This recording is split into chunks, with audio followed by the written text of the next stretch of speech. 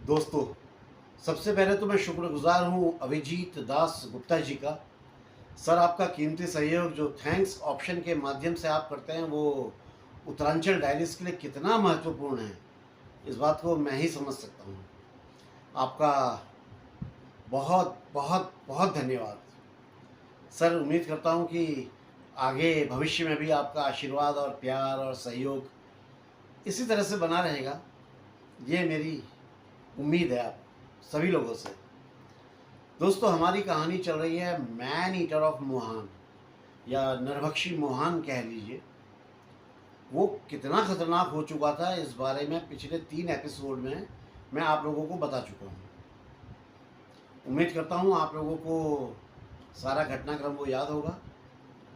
फिर भी आप लोगों की सहूलियत और जो नए मित्र आज चैनल में पहली बार आए हुए हैं, उत्तरांचल डायरीज़ में उनका पहली बार आना हुआ है, उनके लिए पहले तो स्वागत करता हूँ और उनके लिए कुछ अंश जो पिछले बार में जहाँ पर मैंने कहानी को छोड़ा था, वो फिर से एक समरी से उसकी आप लोगों को बता देता हूँ, ताकि आप लोगों को पूरी कहानी फिर से याद आ जाए। तो बाघ ने उस भैंसे को मार दिया था जो जिसे वो अपने साथ ले गया था, उठा के जिसको ले गया था, जिसे जिम कॉर्बेट साहब ने जंगल में बेट के रूप में बांधा हुआ था। सही जुगाड़ बना लिया था, बेट के रूप में बांध दिया था और उसको बाघ ले गया था। जिम कॉर्बेट साहब उसके पगमार्क्स का पीछा करते हुए चल रहे थे। चलते चलते उन्हें एक चट्टान दिखी। उनके हिसाब से इस चट्टान के किनारे पर एक गड्ढा होना चाहिए था, जहाँ पर बाघ ने अपना शिकार छुपाया हो सकता था। उनका यह आइडिया था। अब जिम कॉर्बेट साहब बहुत ध्यान से चारों ओर, ज़मीन पर, ऊपर नीचे, दाहिने बाएं, आगे बाजू सब देखते हुए सतर्क होकर आगे बढ़ रहे थे। लेकिन जब वो चट्टान के आखिरी सिरे में पहुँचे तो आपको याद होगा कि इन्हें बहुत निराशा हुई थी, क्योंकि वहाँ पर कोई गड्ढा या कोई गुफा थी ही नहीं, बल्कि वो चट्टान जिस पर जिम कॉर्बेट साहब चल रहे थे, वो एक दूसरी पहाड़ी से जाके जुड़ गई थी। तो दोस्तों, चलिए चलते हैं कहानी के अगले भाग में, ये जानने के लिए कि फिर क्या हुआ, कि फिर क्या हुआ। बड़ी इंटरेस्टिंग कहानी है दोस्तों। इंटरेस्टिंग क्या है, रोमांचक है। अब दोस्तों, जैसे ही जिम कॉर्बेट साहब ने चट्टान की ढलान पार करी, तो इनके सामने एक संकरी सी घाटी शुरू हो गई। चारों ओर घने पेड़ों की कतारें थी और उनके बीच में झाड़ झंकार वगैरह थी। ये घाटी एकदम एक शांत आश्रय स्थल जैसी लग रही थी। जंगल की उस उदास सी खामोशी में इनको ये जगह नरभक्षी के हमले से बचने के लिए बिल्कुल सेफ लगी। और जिम कॉर्बेट साहब धीरे से वहीं पर एक जगह देखकर बैठ गए, बिना किसी तरह की कोई आहट किए, बिना कोई शोर शराबा किए, चुपचाप से बैठ गए। जिम कॉर्बेट साहब अपने विचारों में ही थे कि अचानक इनकी नज़र पास की झाड़ियों पर पड़ी। अच्छा, जब इन्होंने देखा गौर से, तो वहाँ पे कुछ लाल और सफ़ेद सा चमक रहा था। चीज़ थी जो लाल और सफ़ेद सी थी। जंगल के अनुभवों से जिम कॉर्बेट साहब ने बहुत कुछ सीखा था। जैसा कि जब आप किसी नरभक्षी की खोज में हो, तो हर अनजान आकृति, हर चमकता रंग आपको मनीमन चौंका देता है। और ख़ासकर जब लाल और सफ़ेद रंग का मेल हो, तो उसे देखकर तो यही लगता है कि बॉस, ये बाघ है। भले ही वो बाघ नहीं होगा, लेकिन मन में यही आता है कि ये बाघ है। उसकी वो पीली और लाल काली जो वो सब दिखाई पड़ती हैं लाइनें, इन्होंने अपनी नज़रें उस चीज़ पर, जो वस्तु जो दिखाई पड़ रही थी, उस पर केंद्रित कर ली, उस पर स्थिर कर ली। धूप की एक हल्की सी चमक उस वस्तु पर पड़ रही थी, वो लाल पीली सी वस्तु पर, जिससे उसका जो लाल रंग था वो और अधिक गहरा लग रहा था। और उसके बीच कुछ सफ़ेद रेखाएं भी झलक रही थी। एक क्षण को तो इनका मन यही मान बैठ गया था कि वही है बाघ, वही नरभक्षी जिसकी इन्हें इतने दिनों से तलाश थी। अब इन्होंने क्या किया, ये एक लंबे मिनट तक उस आकृति को अल्पक देखते रहे, मतलब बड़े गौर से देखते रहे कि यार ये है क्या यार ये। जंगल की हवा भी कुछ थम सी गई थी, लेकिन फिर धीरे धीरे आकृति स्पष्ट होने लगी, क्लियर दिखने लगी। इनके अनुभव ने इनकी आंखों को धोखा नहीं होने दिया था। वो बाघ नहीं था, वो तो एक बड़ा भैंसा था जो मृत पड़ा हुआ था। उसकी खुली आंखें स्थिर थी, एकदम निर्विकार भाव से थी। उसकी पीठ की जो चमड़ी थी, जो मांस था, वो पूरा फटा हुआ था और खून से पूरा वो लाल हुआ पड़ा था। यही लाल रंग और उसकी सफ़ेद जो ये पसलियाँ थी, वो चमक रही थी। उसको देख के ऐसा लगा, दूर से ऐसा देख के लग रहा था जैसे वो बाघ है। इन्होंने एक गहरी सांस ली। शिकार इनके सामने तो नहीं था, लेकिन अब इतना तो क्लियर था कि वो बाघ कहीं आसपास ही है।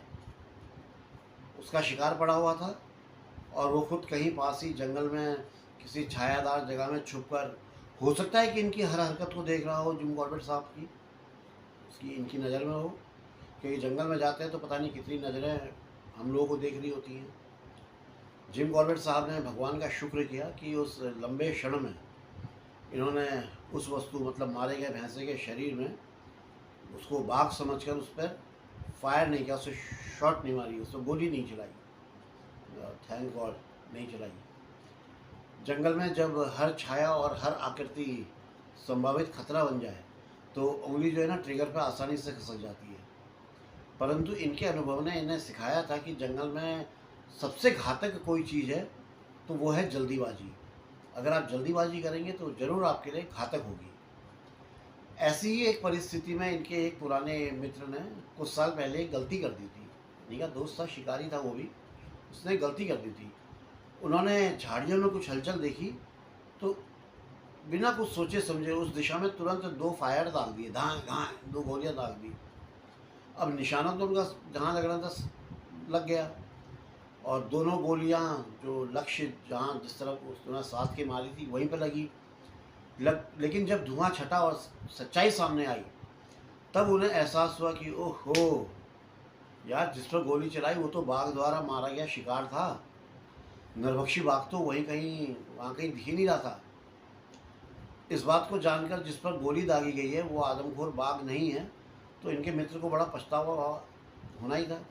क्या नरभक्षी सोचकर उन्होंने अपनी 2 गोलियां एक मरे हुए जानवर के ऊपर झोंक दी थी। मतलब ऐसा उनको बड़ा अफसोस हुआ इस बात का। लेकिन हादसा यही खत्म नहीं हुआ। गोली चलाने से थोड़ा देर पहले इनके मित्र ने अपने 2 आदमियों को उस शिकार को ढूंढने के लिए भेजा था, जो बाघ ने कहा था कि भाई तुम लोग जाओ, जरा जाकर के ढूंढो, देखो कहाँ है, मैं अभी आ रहा हूँ तुम्हारे पीछे पीछे। और जब इनके मित्र ने गोली चलाई, कॉर्बेट साहब के मित्र ने जब गोली चलाई, तो उस समय उनके अपने दोनों आदमी उस मृत शरीर के पास, उस जो भी शिकार था उसके पास खड़े हुए थे। अगर जरा सा भी गलती हो जाती है, दाएं बाएं हो जाती, तो उनके आदमियों को भी गोली लग सकती थी। मतलब इतना रिस्क हो गया था।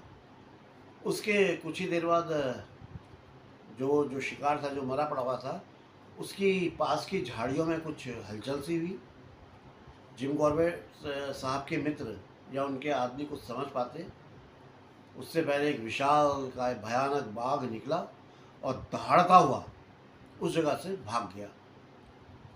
उन आदमियों की किस्मत अच्छी थी कि बाघ ने उनके ऊपर आक्रमण नहीं किया। इनके मित्र का निशाना जितना दुखद था उतना ही सटीक भी था, इतने बढ़िया निशानेबाज भी थे। बहरहाल अपने मित्र के साथ घटी इस घटना को जब जिम कॉर्बेट साहब ने सुना तो तब से इन्होंने अपने लिए ये नियम बना लिया कि जब तक पूरी तरह से संतुष्ट ना हो जाएं तब तक ट्रिगर नहीं हिट करना है, तब तक ट्रिगर नहीं दबाना है, जब तक 100% कन्फर्म ना हो जाए कि ये सही है।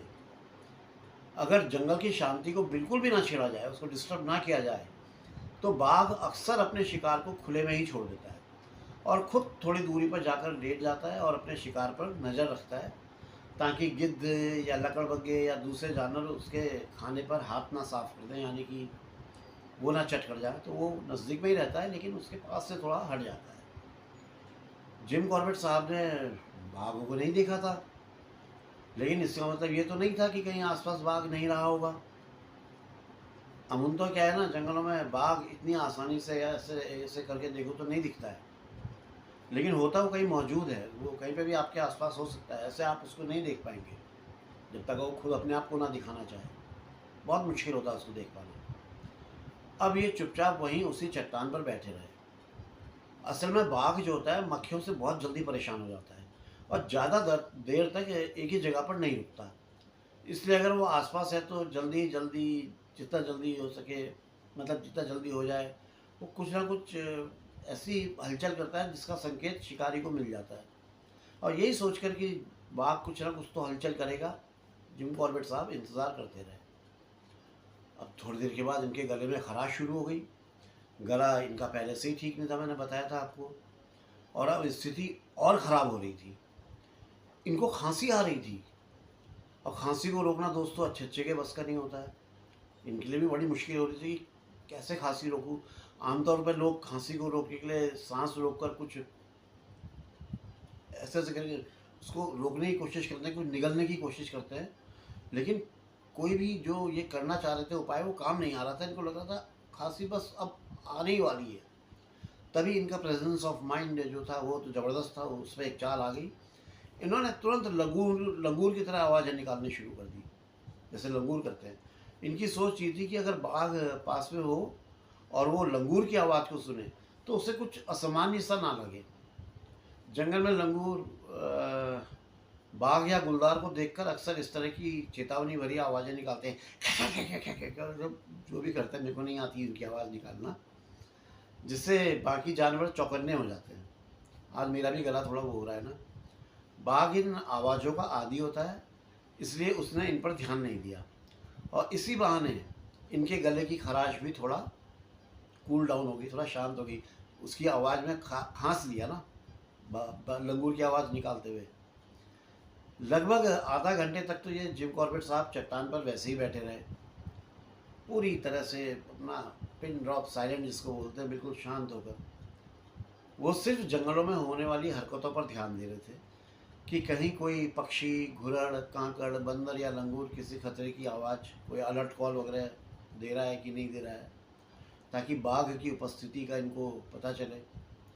जब वो पूरी तरह संतुष्ट हो गए कि बाघ वहाँ कहीं आसपास नहीं है, तो चुपचाप चट्टान से नीचे उतरे और बहुत सावधानी से बाघ के शिकार की ओर बढ़ने लगे, उस भैंसे की ओर बढ़ने लगे जिसकी बॉडी पड़ी हुई थी। जिम कॉर्बेट साहब का कहना है कि एक पूर्ण रूप से विकसित बाघ एक बार में कितना मांस खा सकता है, इसके बारे में कोई ठीक ठाक तौर पर नहीं बता सकता। कोई भी कंफर्म नहीं बता सकता कि इतना एक बार में खाएगा, लेकिन फिर भी कुछ अनुमान वगैरह लगाया जा सकता है कि जैसे अगर सांभर है तो बाघ सांभर को 2 दिन में खाता है, और भैंस है तो भैंस को 3 दिन में खाता है, और भैंस का थोड़ा बहुत मांस बच जाता है जिसे वो नाश्ते के रूप में चौथे दिन के लिए रख लेता है। जिस भैंसे को इन्होंने पेड़ के साथ बांधा था वो अभी पूरी तरह से विकसित तो नहीं हुआ था, लेकिन फिर भी उसे छोटी उम्र का नहीं कहा जा सकता था कि ये बहुत छोटी उम्र का है, ऐसा भी नहीं कहा जा सकता था, लेकिन पूर्ण विकसित था ये भी नहीं था। बाघ ने उसका आधा भाग तो खा लिया था, उसको आधा निपटा लिया था, और इतना ज़्यादा भोजन करने के बाद बाघ ज़्यादा दूर तक नहीं गया होगा। ये जिम कॉर्बेट साहब का अनुमान था, सोच रहे थे कि इतनी दूर तक तो भी नहीं गया होगा। उस जगह की ज़मीन तब भी गीली थी क्योंकि रात में बारिश हुई थी, और अगले 2 घंटे तक उसका सूखना भी मुश्किल था। तो इन्होंने डिसाइड कर लिया कि अब ये खुद जो है उस बाघ का पीछा करेंगे। बहुत हुआ लुका छिपी, अब हम उसका पीछा करेंगे, और अगर संभव हुआ तो उसे शूट भी कर देंगे, मतलब कहीं दिखा तो उसे गोली मार देंगे। मरे हुए भैंसे के आसपास बाघ का कोई भी निशान नहीं मिल रहा था। इन्होंने उसके शरीर से थोड़ा दूर डिस्टेंस मेंटेन करके एक चक्कर लगाया, तो एक जगह पर इन्हें उसके पैरों के निशान मिल गए, बाघ के पग मार्क्स मिल गए। वैसे तो नरम पैरों के जो निशान होते हैं वो गहरे नहीं होते हैं, लेकिन अगर पैर सख्त हों तो निशान भी गहरे बनते हैं। दोस्तों, जैसे कोई शिकारी कुत्ता किसी बाघ की गंध के सहारे उसकी उपस्थिति का आभास लगा लेता है, उसकी उपस्थिति समझ जाता है कि कहाँ है क्या है, उसी तरह से जिम कॉर्बेट साहब भी अपने सालों के अनुभव का फ़ायदा उठाते हुए बाघ के स्वभाव और दूरी के बारे में जानकारी ले लेते थे उसके पग मार्क्स को देख करके। क्या कितनी दूरी तक गया होगा, कितनी देर पहले निकला होगा, किस उम्र का होगा, आदि आदि।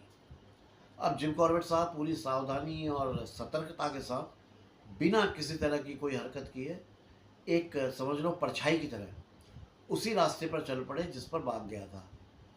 इन्हें ऐसा लग रहा था जैसे बाघ इनके बहुत नज़दीक ही कहीं पर है। ये करीब 100 गज आगे बढ़े थे तो इन्हें 20 फीट की के आसपास के करीब की एक चौकोर सपाट जमीन दिखाई पड़ी। खेत एक दिखाई पड़ा, सॉरी, उस पर बहुत कोमल और छोटी छोटी घास उगी हुई थी। इस घास की जड़ों में से भीनी भीनी सुगंध आ रही थी। बाघ इस जगह पर आकर कुछ देर लेटा था और फिर उसके बाद आगे बढ़ गया था। बाघ उसमें घास के उस मैदान में बाघ के शरीर के आकार का दबाव साफ साफ दिखाई पड़ रहा था कि इस जगह पर बाघ बैठा या लेटा रहा होगा। जिम कॉर्बेट साहब उस दबाव के आकार को देखकर बाघ के शरीर का जो नाप है उसका अनुमान लगा रहे थे कि यार ये कितना बड़ा बाघ है आखिर।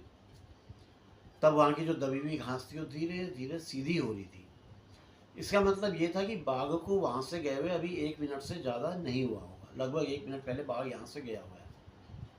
अब जिम कॉर्बेट साहब के दिमाग में पहला विचार ये आया कि बाघ ने शायद उन्हें देख लिया होगा और फिर उनको देखकर वहाँ से चला गया होगा। लेकिन जल्दी ही इन्हें पता चल गया कि ये इनकी जो सोच है ये गलत दिशा में जा रही है। जिस आरामदायक घास को छोड़कर बाघ चला गया था उस जगह के ऊपर की तरफ क्या है वो दिखाई नहीं दे रहा था। लेकिन जिम कॉर्बेट साहब समझ गए कि बाघ इनको देख कर के नहीं, मतलब जिम कॉर्बेट साहब को देख कर नहीं, बल्कि सुबह 9 बजे सूर्य की जो तीखी किरणें आ रही थी उनके कारण क्या था, गर्मी हो रही थी, उमस वाली जो गर्मी हो रही थी उसके कारण चला गया था। क्योंकि उस धूप से इनकी पीठ में भी जो है ना चुभन सी महसूस हो रही थी। कैसी चुभती है पसीने में पीठ में धूप। इससे ये क्लियर हो रहा था कि बाघ इनके पहुंचने से पहले ही किसी नई और छायादार जगह को ढूंढने के लिए वहां से निकल गया था।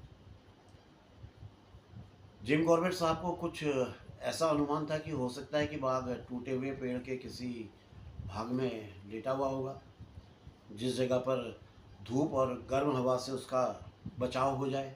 वो अपने लिए बड़ी सेफ जगह देख रहा होगा। तो क्या इनका अनुमान सही है? ये जानने के लिए इन्हें उस पेड़ के पास जाकर देखना ही देखना था, जरूरी था वहाँ पे देखना। अब ये अपने पैरों को धीरे धीरे आगे की ओर इंच दर इंच, कहते हैं ना इंच दर इंच, थोड़ा थोड़ा एक एक इंच ऐसे करके खसका रहे थे। अचानक इन्होंने अपने से कुछ दूरी पर एक काले और पीले रंग की करीब 3 इंच लंबी एक वस्तु देखी जो चट्टान के किनारे पर थी। इन्हें पूरा यकीन हो गया, पूरा विश्वास हो गया कि वो जरूर बाघ की पूंछ का आखिरी हिस्सा है, तो अंतिम सिरा है पूंछ का। ये उस जगह से करीब 20 फुट की दूरी पर थे। इन्होंने आइडिया लगाया कि अगर उसकी पूंछ जो है वो उस तरफ है तो उसका सर जरूर इनकी तरफ होगा, जिम कॉर्बेट साहब की तरफ होगा। तो इन्होंने डिसाइड किया कि इन्हें उसके थोड़ा और नज़दीक जाना चाहिए ताकि ये उसके शरीर का पूरा हिस्सा देख सकें। हिम्मत देखिए ज़रा। और फिर गोली मारकर उसे अपाहिज कर दें, पहले जान से नहीं अपाहिज कर दें, ताकि फिर आराम से सुरक्षित रहते हुए उसकी तरफ जाके उसे शूट कर सकें। क्योंकि अपाहिज होने के बाद वो इन पर उस फुर्ती से हमला नहीं कर पाता जिस फुर्ती से एक सामान्य बाघ करता है। उस दिन जिम कॉर्बेट साहब को बड़ा अफसोस भी हो रहा था कि यार इन्होंने अपनी भारी भरकम राइफ़ल को अपने पास रखने की जो आदत है इसको बदला क्यों नहीं। एक हल्की राइफ़ल रख लेनी चाहिए, उसकी आदत डालनी चाहिए थी। क्योंकि 450/400 राइफ़ल का जो सेफ्टी लॉक जब आगे पीछे करना होता था तो बड़ी तेज़ आवाज़ होती थी और वो आवाज़ उस समय इनके लिए घातक हो सकती थी। अगर सेफ्टी लॉक की आवाज़ को बाघ सुन लेता तो हो सकता था कि वो सतर्क हो जाता, एकदम अलर्ट हो जाता, और अलर्ट क्या हो जाता, वो सामने से इनके ऊपर हमला बोल देता। और सामने से हमला बोल देता तो कुछ भी हो सकता था। उसके आक्रमण से बचने की कोशिश में हो सकता है जिम कॉर्बेट साहब लुढ़क कर सीधे पहाड़ी से नीचे कहीं लुढ़क के गिर जाते और उसे मारने का मौका भी हाथ से निकल जाता।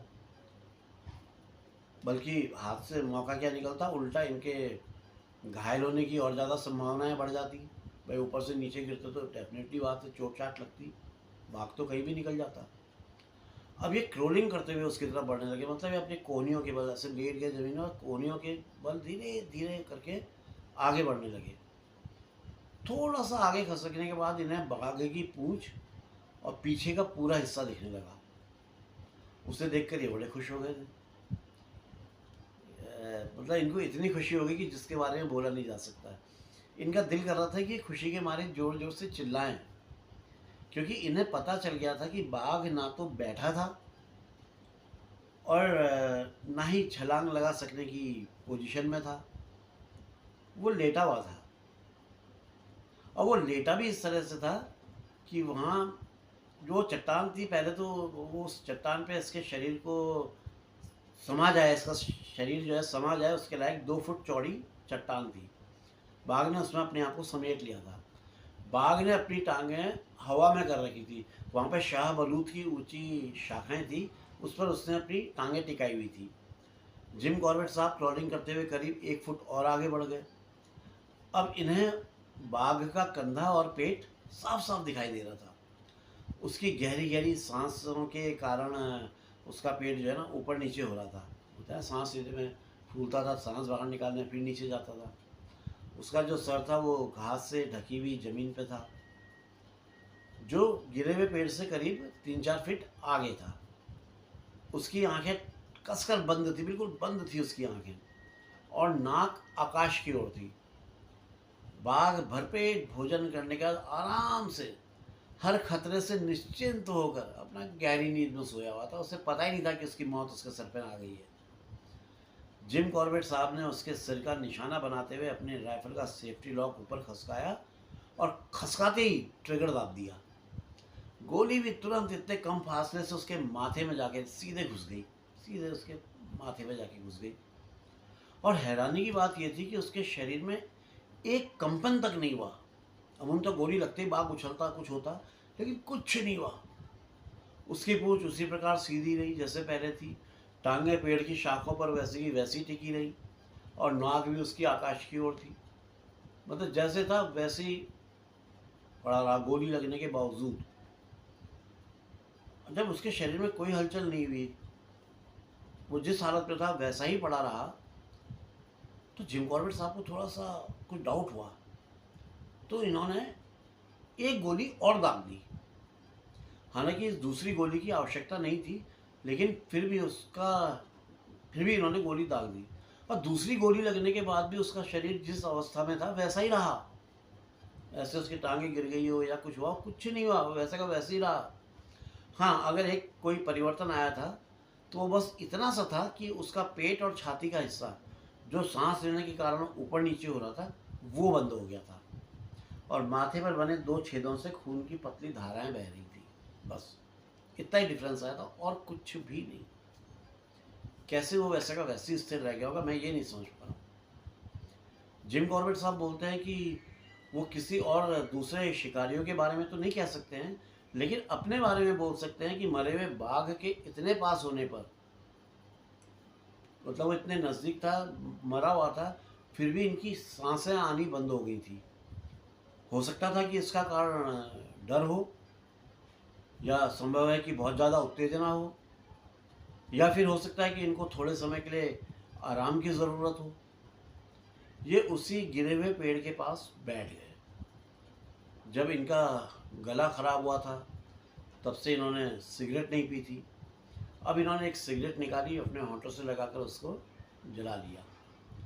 सिगरेट पीते हुए इन्होंने अपने विचारों को विचरने की छूट दे दी, मतलब कि दिमाग को, अपने मन को एकदम फ्री कर दिया, निश्चिंत कर दिया।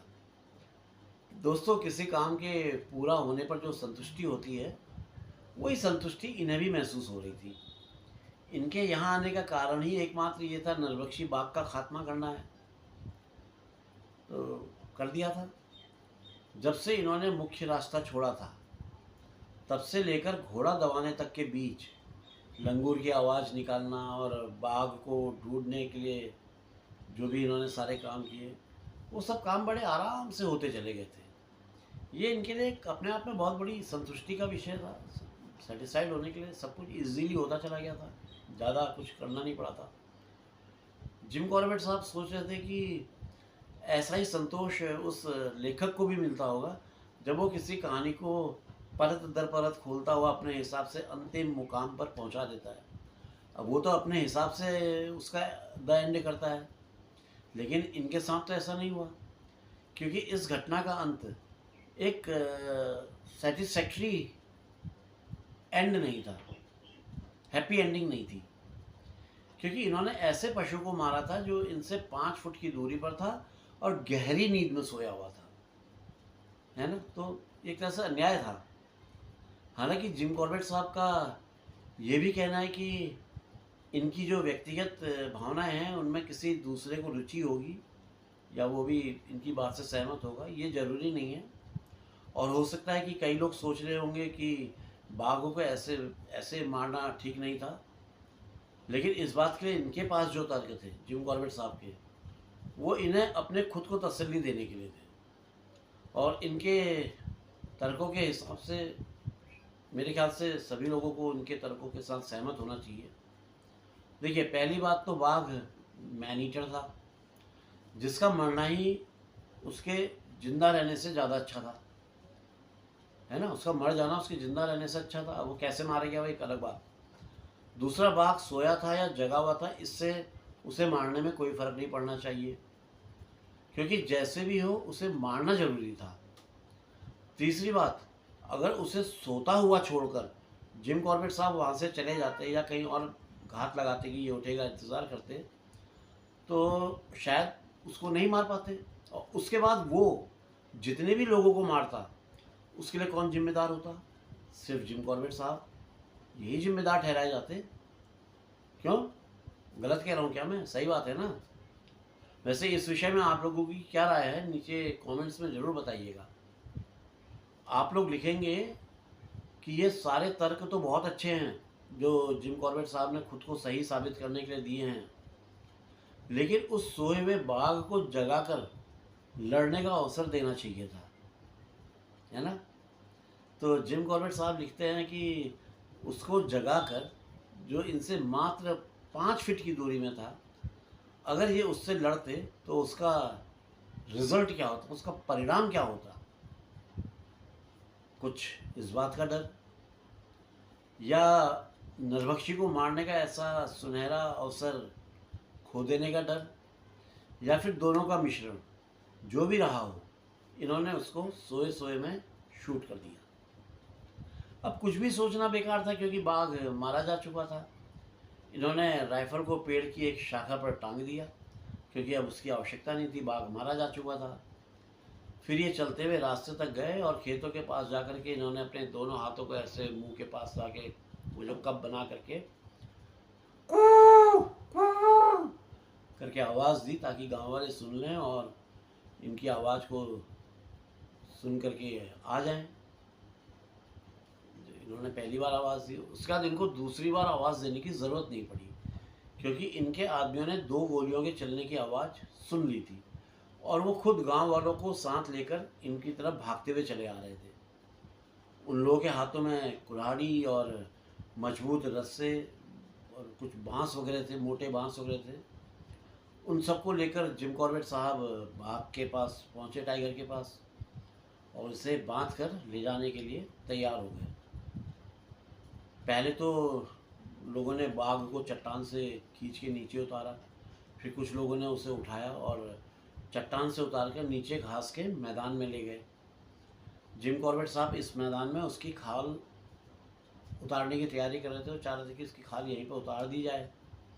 लेकिन गांव वालों ने थोड़ा सा इनसे रिक्वेस्ट वगैरह करी कि साहब यहाँ पे मत कीजिए, इसको जो है गांव ले चलिए, ताकि गांव की जो औरतें हैं, बच्चे हैं या दूसरे गांव के जो लोग हैं, वो लोग भी इसे अपनी आंखों से देख लें कि यह आतंक का पर्याय बन चुका, ये आदमखोर बाघ अब नहीं है। अगर वो इसे अपनी आंखों से देख लेंगे कि ये मरा हुआ है, तो उनके दिल के अंदर जो डर बैठा हुआ है वो दूर हो जाएगा। इसलिए खाल उतारने से पहले एक बार इसे गांव ले जाने की कृपा करें, हम ले चलेंगे उठा के। जिम कॉर्बेट साहब क्या ऑब्जेक्शन करते थे, बोले ठीक है उठाओ चलो। बाघ को गांव तक लाने के लिए रास्ते में कई पेड़ और झाड़ झंकार वगैरह था, उनको काटना पड़ा था। कुछ लोग तो बाघ के बिल्कुल पास तक पहुंच जा रहे थे और उसके शरीर को धीरे धीरे छू भी रहे थे, टच भी कर रहे थे। अब जिम कॉर्बेट साहब भी समझ गए थे कि वो लोग बड़े खुश हैं यार। आप लोगों को याद होगा कि गांव वालों ने कहा था कि बाघ के शरीर में कोई भी घाव नहीं है। जब जिम कॉर्बेट साहब ने कहा था कि वो घायल है, तो उन्होंने कहा था नहीं, घायल नहीं है, उसके शरीर में कोई घाव नहीं है। और अभी तक तो उनकी बात सही साबित हो रही थी। उन्होंने सही ही कहा था, क्योंकि बाघ के शरीर पर कहीं भी किसी चोट या गहरे घाव के निशान नहीं दिख रहे थे। जिम कॉर्बेट साहब ने बाघ को एक घने और ठंडे पेड़ के नीचे रखवा दिया, जिसकी खूब घनी छावा थी, उसके नीचे ठंडा था, वहाँ पे रखवा दिया। फिर उन्होंने गांव वालों को बता दिया कि भाई ऐसा है, जिनको देखना है तुरंत देख लें, क्योंकि दोपहर 2 बजे के बाद मैं बाघ की खाल हटा दूंगा, फिर कोई नहीं देख पाएगा। क्योंकि धूप बहुत तेज़ थी, और अगर ज़्यादा देर तक बाघ वहीं पर पड़ा रहता तो उसकी चमड़ी और बाल पसीने से चिपचिपे होकर उसकी खाल को ख़राब कर देते, गर्मी से हो जाती ख़राब। जिम कॉर्बेट साहब ने अभी तक खुद उस नरभक्षी बाघ को बहुत नज़दीक से नहीं देखा था। देखा था, नज़दीक से देखा था, लेकिन नज़दीक से नहीं देखा था कहने का मतलब है कि अभी तक उसका एग्ज़ामिन नहीं किया था, उसका मुआयना नहीं किया था। दोपहर के लगभग 2 बजे का समय था। बाघ को पीठ के बल लिटाया गया ताकि उसकी खाल उतारने का काम शुरू किया जा सके। जैसे ही काम शुरू किया, जिम कॉर्बेट साहब की नज़र बाघ की जो अगली टांगें होती है ना, आगे की टांगें होती है, तो एक टांग पर पड़ी। उन्होंने देखा कि उस टांग के अंदरूनी हिस्से के सारे बाल जो है झड़ चुके थे। ये अंदरूनी हिस्सा जो होता है उसके सारे बाल झड़ चुके थे। और हैरानी की बात ये थी कि वो टांग उसकी दूसरी टांग की तुलना में बहुत पतली हो गई थी, बहुत कमज़ोर और पतली हो गई थी। खैर, जैसे जैसे खाल उतारी जाने लगी, सच्चाई और भी साफ होती चली गई। जिम कॉर्बेट साहब ने बाघ की छाती से लेकर उसकी बाईं टांग तक एक लंबा चीरा लगाया। उस टांग के अंदर का मांस पूरी तरह से खराब हो चुका था, सड़ चुका था। उसमें से पीले रंग का मवाद बह रहा था, जैसे साबुन का झाग हो। फिर जो हुआ वो और चौंकाने वाला था, क्योंकि बाघ की टांग के अंदर से एक एक करके साही के कांटे निकलने लगे थे। ये नुकीले कांटे मांस के अंदर तक बुरी तरह चुभे हुए थे, और कुछ कांटे तो ऐसे भी थे जो अंदर टूट गए थे। सबसे बड़ा कांटा जो था वो लगभग 5 इंच लंबा था। कुल मिलाकर वहाँ से उस बाघ के शरीर से 25 से 30 कांटे निकले, मतलब एक ही हाथ से, उसके एक ही तरफ के हाथ से। क्या हालत हुई होगी उस बाघ की। जो गांव वाले जिम कॉर्बेट साहब के पास खड़े थे, उन्होंने तुरंत वो कांटे जिम कॉर्बेट साहब के हाथों से ले लिए। उनके लिए ये एक बहादुरी भरी कहानी की एक यादगार निशानी के तौर पर हो गए थे वो कांटे। बाघ की ये हालत और कांटों को देखकर सभी लोगों के समझ में आ गया था कि यार ये बाघ नरभक्षी क्यों बना यार। सच बात थी यार, वो बहुत तकलीफ़ में था, और जब उसके लिए जानवरों का शिकार करना मुश्किल हो गया तो वो मजबूरी में उसने इंसानों पर हमला करना शुरू कर दिया। क्या करता है यार, भूख तो उसे भी लगती है ना, और वो तो सिर्फ मांस खाता है ना। और बहुत जल्दी ही वो नरभक्षी मोहान या मैन ईटर ऑफ मोहान के नाम से फेमस हो गया। वो बेचारा ऐसी दयनीय हालत में जब चलता था तो उसे बहुत असहनीय दर्द होता था, और उस बड़ी बिल्ली के मुंह से कराहने की आवाज़ निकलती थी यार। देखो, सोच के अंदर से दर्द हो रहा है। असल में साही के कांटे शरीर के अंदर तक धंस जाते हैं, और ये कांटे कभी गलते भी नहीं है। ऐसा भी नहीं कि धंस गए तो कुछ टाइम बाद गल जाएंगे और निकल जाएंगे, ऐसा भी नहीं है। और ये क्या करते हैं, अंदर ही अंदर घाव को और ज़्यादा ख़राब करते जाते हैं, उसकी वॉट लगा देते हैं यार। पहले तो घुस जाते हैं, फिर अंदर ही अंदर घाव को बिगाड़ते चले जाते हैं। इस बात पे कोई शक नहीं था कि कोई भी बाघ किसी साही को अपने भोजन के लिए मारता है, और कई बार उस समय उसके शरीर के कांटे भी बाघ के शरीर में धंस जाते हैं। जिम कॉर्बेट साहब कहते हैं कि अब ऐसे में कुछ सवाल उठते हैं जिनके उत्तर उनके पास भी नहीं है, यानी जिम कॉर्बेट साहब के पास भी नहीं है उनके उत्तर। वैसे तो बाघ अपनी तेज बुद्धि और अपने फुर्तीलेपन के लिए फेमस होता है, फिर भी वो शाही का शिकार करते समय इतना लापरवाह कैसे हो जाता है कि शाही के कांटे इसके शरीर में धंस जाते हैं। इतना फुर्तीला होने के बावजूद ये शाही से, उसके कांटों से दूर क्यों नहीं रह पाता, जबकि शाही खुद को इनसे बचने के लिए पीछे की ओर जाती है। इसके अलावा ये कांटे बीच में से कैसे टूट जाते हैं, जबकि वो इतने सॉफ्ट भी नहीं होते कि टूट जाए, वो अंदर जाते हैं, घुस जाते हैं और अंदर से टूट जाते हैं। ये कैसे होता है? ये इसका कोई उत्तर इनके पास नहीं था। गुलदार और बाघ दोनों, ये जो दोनों बिल्ली प्रजाति की बड़ी बिल्लियां हैं, शाही को अपना शिकार बनाती हैं, लेकिन गुलदार कभी भी उसके कांटों को अपने शरीर में नहीं धंसने देता है। वो इतनी चालाकी से उसका शिकार करता है। गुलदार क्या करता है, उसको उसके सर से पकड़ता है और मार देता है। तो ये जो तरीका है, ये तरीका बाघ क्यों नहीं अपनाता? बाघ को भी ऐसा ही तरीका अपनाना चाहिए। बॉस, ये रहस्य तब भी था, आज भी है और भविष्य में भी बना रहेगा कि तेंदुआ इस गुण को सीख गया, बाघ क्यों नहीं सीख पाया शाही को मारने का जो गुण है। खैर, उस समय उत्तराखंड में एक साथ चर्चित हुए 3 नरभक्षियों में से 2 की कहानियाँ, कांडा का नरभक्षी और नरभक्षी मोहान, मैं आप लोगों को सुना चुका हूँ। वो यार, इसके बाद मैं शुरू करूँगा चौगढ़ के नरभक्षी बाघों की कहानी। 2 बाघ थे, थोड़ी लंबी कहानी है, तो उसके लिए तो दोस्तों आप लोगों को बने रहना पड़ेगा ना अपने खुद के चैनल उत्तरांचल डायरीज़ के साथ। मैं ये तो नहीं पूछूंगा कि आप लोगों को कहानी कैसे लगी। अगर आप इस कहानी को पूरा सुने हैं तो इसका मतलब आपको पसंद आई होगी। दोस्तों, आप लोगों का प्यार और आशीर्वाद हमेशा ऐसा ही मिलता रहे यार, यही भगवान से प्रार्थना करता हूँ। ये हरि, इन लोगों का आशीर्वाद मेरे पे बना रहे। और साथ ही भगवान आपसे ये भी प्रार्थना करता हूँ कि आप मेरे सारे मित्रों को स्वस्थ और खुश रखें, इनको किसी तरह की कोई परेशानी ना हो ज़िंदगी में। जो भी महिला और पुरुष मित्र आज चैनल में पहली बार आए हैं, उन सब तक मेरा प्रणाम पहुँचे।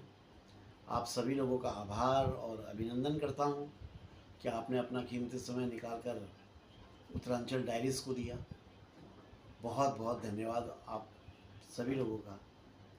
आप सभी लोगों से प्रार्थना करता हूँ, सभी लोगों से जो जो इस चैनल में इस टाइम मौजूद हैं या कहानी को सुन रहे हैं, कि चैनल को सब्सक्राइब कर दें, लाइक कर दें, कमेंट और शेयर भी कर दें। आपका बहुत बहुत धन्यवाद। वैसे सारे मित्रों से, अपने पुराने और नए, कर रहे हैं, मैं ये नहीं बोल रहा कि आप लोग नहीं कर रहे हैं, मेरे को सहयोग कर रहे हैं, लेकिन फिर भी एक बार प्रार्थना करना चाहता हूँ कि यार थैंक्स वाले ऑप्शन का प्रयोग ज़रूर करिए और अपनी श्रद्धा से जो भी राशि डोनेट करना चाहते हैं वो ज़रूर करें। आप लोग कर रहे हैं, लेकिन फिर भी याद दिला रहा हूँ। उम्मीद करता हूँ कि आप लोग अपना भरपूर सहयोग, आपका प्यार, आपका आशीर्वाद ये हमेशा बना कर रखेंगे। तो दोस्तों, फ़िलहाल तो आज्ञा दीजिए, चलता हूँ। आमी अच्छी, और मैं मिलता हूँ जल्दी ही आप लोगों से एक नई कहानी और एक नए घटनाक्रम के साथ। आज मैं ये नहीं बोलूँगा फिर क्या हुआ, क्योंकि अब सुनाऊँगा नया। तो बने रहिए उत्तरांचल डायरीज़ के साथ, ठीक है ना? तो दोस्तों, फिलहाल तो बाय। जय बद्री विशाल, जय उत्तराखंड, जय जय जय, जय माँ भारती।